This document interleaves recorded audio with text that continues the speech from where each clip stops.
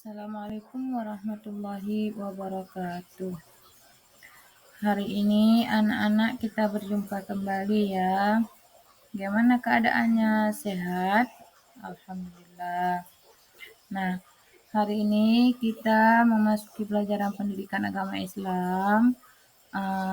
Baik, terlebih dahulu sebelum kita melanjutkan pembelajaran kita hari ini, kita membaca doa.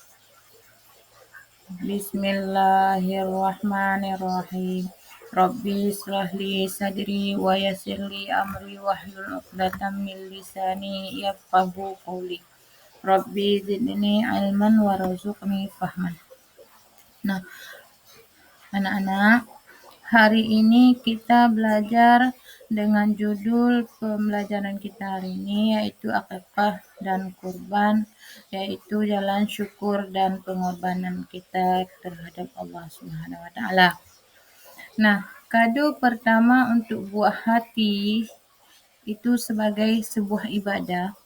Dari mana lahirnya? Dari kisah awalnya lahir tradisi syukur ini yang dinamakan dengan akikah adalah bentuk ibadah yang dianjurkan dalam Islam sebagai ungkapan rasa syukur kepada Allah Subhanahu wa taala atas karunia kelahiran seseorang anak.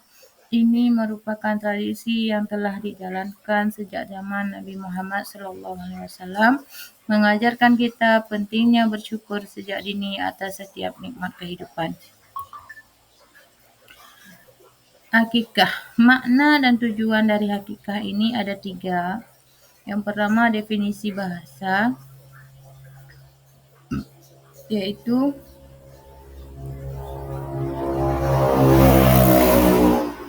akikah secara bahasa berarti memotong atau membelah, merujuk pada pemotongan rambut bayi yang baru lahir. Yang kedua, definisi secara syariat. Syariat Islam, akikah adalah menyembelih kambing atau domba atas kelahiran anak sebagai tanda syukur dan pendekatan diri kepada Allah Subhanahu wa taala. Yang ketiga, waktu pelaksanaannya. Disunnahkan pada hari ke-7 setelah kelahiran si bayi bersamaan dengan pencukuran rambut dan pemberian nama kepada bayi tersebut, yaitu melambangkan kebersihan dan identitas baru si bayi.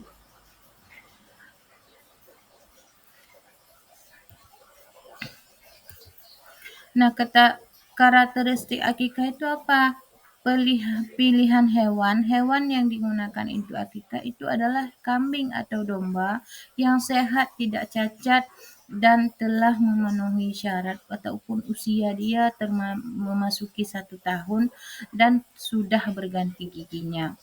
Jumlah hewan yang digunakan untuk anak laki-laki disunnahkan 2 ekor kambing atau domba, dan sedangkan untuk anak perempuan disunnahkan yaitu untuk anak perempuan 1 ekor kambing atau domba. Ini menunjukkan perbedaan peran dan tanggung jawab dalam Islam. Pembagian daging kurban. Daging akikah. Perbandingannya berbeda dengan kurban. Daging akikah disunnahkan dibagikan dalam bentuk sudah dimasak. Hal ini bertujuan untuk memudahkan penerima dan menunjukkan kebersihan serta kesiapan dalam berbagi. Kurban, jejak Nabi Ibrahim alaihissalam. Sesungguhnya kurbanmu adalah bentuk ketaatan dan pendekatan diri kepada Allah Subhanahu wa taala. Nah,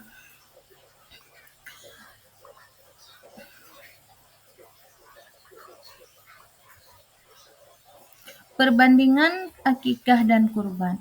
Tujuan dari akikah tersebut yaitu syukur kelahiran si anak ataupun si bayi. Waktunya kapan? Pada hari ke-7 lahirnya si bayi. Pelaksanaannya siapa? Orang tua. Sedangkan hewan yang digunakan adalah kambing atau domba. Daging yang dibagikan itu dibagikan sudah dimasak. Sedangkan kurban mendekatkan diri kepada Hari Raya Idul Adha yang dilaksanakan 10 sampai 13 Zulhijjah, dan yang melaksanakan itu diri sendiri ataupun keluarga, dan yang hewan yang dikorbankan itu kambing, domba, sapi atau unta, dan dibagikan mentah juga bisa dan dimasak juga bisa.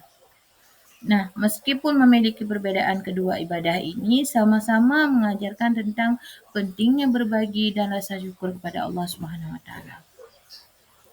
Dalil dan hadis pilihan tentang akikah dan kurban.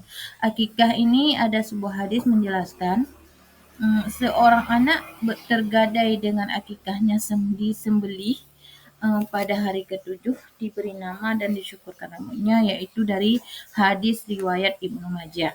Sedangkan kurban ini dijelaskan di dalam hadis, barang siapa memiliki kelapangan harta namun tidak berkurban, maka janganlah ia mendekati tempat sholat kami, yaitu hadis riwayat Ahmad. Hadis-hadis ini menegaskan kedudukan akikah tersebut dan kurban sebagai amalan yang sangat dianjurkan, menunjukkan pentingnya melaksanakan ibadah ini dalam kehidupan seseorang muslim. Nah, siapa yang berhak menyembelih pemilihan hewan tersebut untuk akikah dan kurban bukan sekedar formalitas, melainkan bentuk ketaatan kita kepada syariat Islam.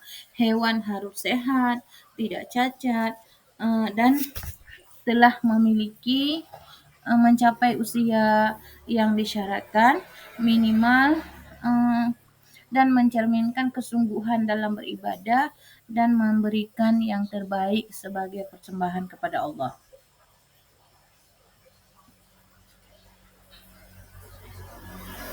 Hikmah di balik akikah dan kurban ada 3. Yang pertama, menanamkan rasa syukur dan cinta kepada Allah. Akikah dan kurban adalah sarana untuk menanamkan rasa syukur kita dan cinta kita terhadap Allah Subhanahu wa taala sejak dini. Mengingatkan kita akan segala nikmat yang telah diberikan kepada kita. Yang kedua, melatih keikhlasan untuk berbagi.